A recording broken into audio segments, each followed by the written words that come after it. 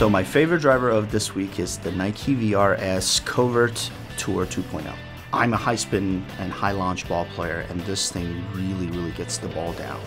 And also I'm not a really huge fan on very loud drivers, and this is by far one of the mutest sounded drivers that I've hit this week. It also helps that it has my favorite shaft. So in combination of a true loft, true flight, low spin, and with the right kick on the shaft, I was able to out-hit anything that I've tested this week.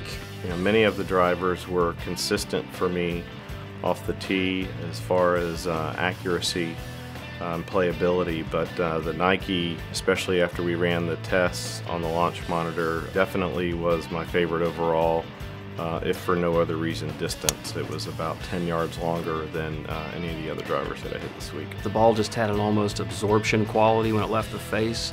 That was the first thing I noticed, but more importantly than that, as a high ball hitter, I really like the fact that the club brought the trajectory down to a really penetrating ball flight. And as someone who likes to work the ball and play the course a little, I love the fact that I could work it in both directions and shape it into the landing zones. It is forgiving. My misses are usually from right to left. I'm a hooker.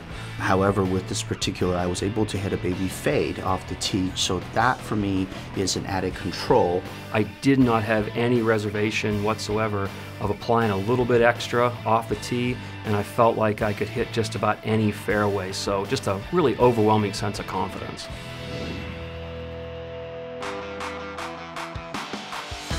My favorite driver this week at ClubTest was the Titleist 913 D3. My launch angle and spin rate were the best, which obviously equated to longer distances, and that's what we want in a driver, really. A lot of people look at the different options to optimize the ball flight, whether it be CG or moving weight from the toe to the heel. Really all we're trying to do is optimize that spin rate and launch angle. And again, this one had the best numbers for me. It's a really nice setup for me. Not being the tallest guy in the world, I really need something that's going to sit perfect, and it really did. Every shot I tried to hit came off really hot, really strong, and my misses were covered up. For me, the aesthetics kind of help that feel element. I like when it hits the center of the club, like everybody does, so from that perspective it felt great. It's soft, you know, it definitely has a little bit of give to it. Whether I just try to hit it, you know, kind of straight and 85%, or if I really tried to step on it, it was there for me. The club head was there for me, really, at impact at the bottom of the arc, and I appreciated that. The head shape is beautiful. It's a nice pair, Titleist, classic-looking driver, gloss black finish, and the face just perfect height to really tee it up and let it launch. I was in the market for a driver, and I came out here finding one. ClubTest 2014, I like the Callaway Big Bertha Alpha. It's a brand new driver out this year. It has exceptional adjustability. It actually takes adjustability to the next level. I tend to play in a lot of different weather conditions, different course conditions. I love to travel to Ireland and to Scotland, and it's quite a different thing for me to play to my high, very well protected targets at my course in Atlanta, but then to go to links golf in Scotland or Ireland. All I have to do is flip that weight around and turn a high launch driver into a lower running driver. I was able to tweak it to an extent that I achieved the highest ball flight with the perfect launch angle and the lowest spin rate. The result was huge, towering drives with very low spin. So I added a good 10-15 yards onto my current driver. Once it's dialed in, that driver just hit bomb after bomb after bomb. And not only were they bombs, they were in the fairway bombs, which actually is the most critical thing. This is a driver that has absolutely everything: great feel, great performance. I hit it a mile, and I can change it around to suit my needs.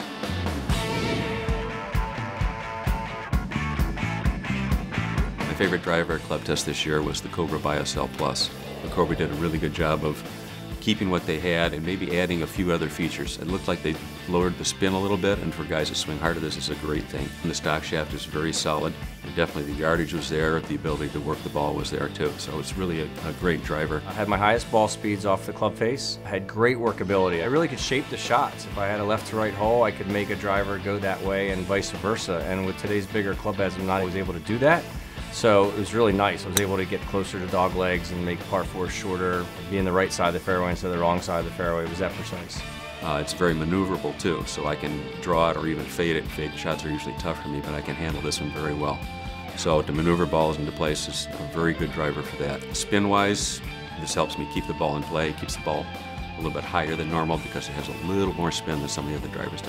I like the more of a cushioned feel as opposed to a very hard-headed feel. The ball seems like it springs off of it. In fact, if you watch it, it not only feels like it actually does. It really jumps off the face for me. All the other performance aspects are important. Of course, you got to know where the ball's going, but the feel just made you want to hit the next ball. Tough to come up with a version 1 driver that's so good and yet actually top it the next year, but they did good.